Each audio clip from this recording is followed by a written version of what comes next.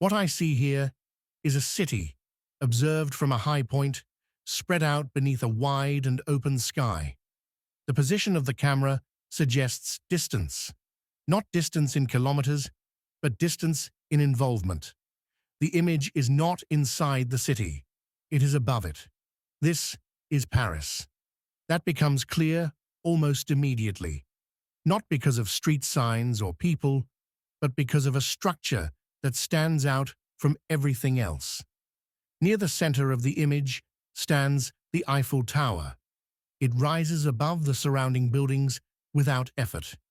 Its shape is narrow, vertical, and unmistakable.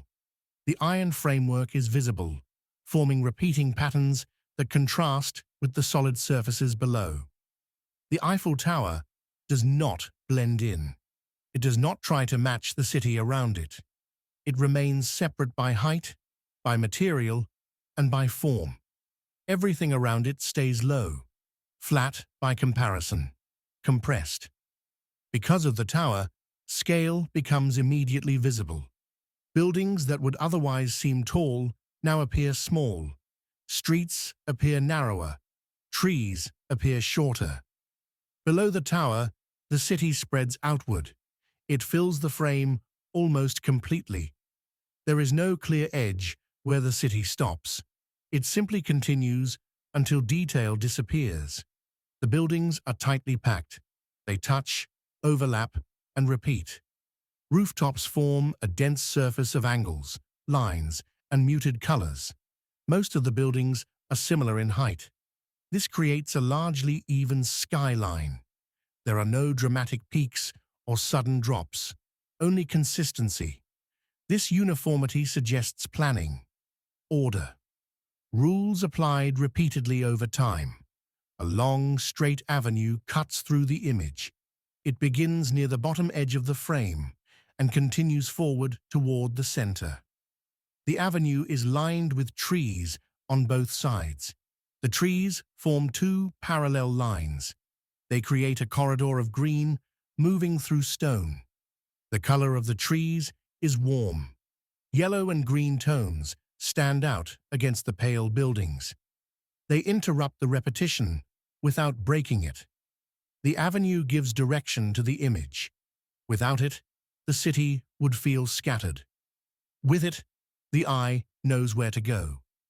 The buildings along the avenue follow similar patterns. Light-colored facades dominate. Beige, cream, off-white, and soft gray repeat across the frame. Rooftops vary slightly. Some are slanted. Some are flat. Some include small structures or windows. None of these differences demand attention.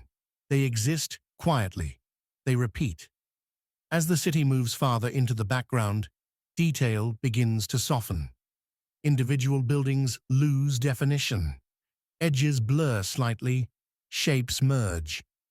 At a certain distance, the city stops being made of buildings and starts becoming texture. The farther the view extends, the less important individual structures become. The city turns into a surface rather than a collection of objects. Above the city, the sky occupies a large portion of the frame. It is clear. There are no visible clouds. The blue is strong at the top and gradually becomes lighter, closer to the horizon. This gradient adds depth without drawing attention to itself. The sky does not compete with the city. It supports it. It provides space. The light across the image is even. There are no sharp shadows cutting across streets or rooftops, no dramatic contrasts. This suggests a moment when the sun is high enough to illuminate everything equally, but not harshly. There are no visible people. From this height, human presence is implied rather than shown. Streets exist, buildings exist, but individual lives are not visible.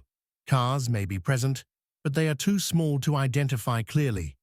Movement is suggested, not confirmed. Nothing appears urgent. The city feels active by design, but paused in the moment captured here. The Eiffel Tower remains the anchor of the image. No matter where the eye moves, it returns to it. It holds the composition together. The tower gives the image structure. It defines orientation. It explains proportion. This view does not tell a story about Paris. It does not explain history. It does not describe meaning. It shows arrangement, placement, density, repetition. Seen from this distance, Paris becomes less of a place and more of a system of streets, a system of buildings, a system of scale. The image does not ask for interpretation. It does not invite emotion.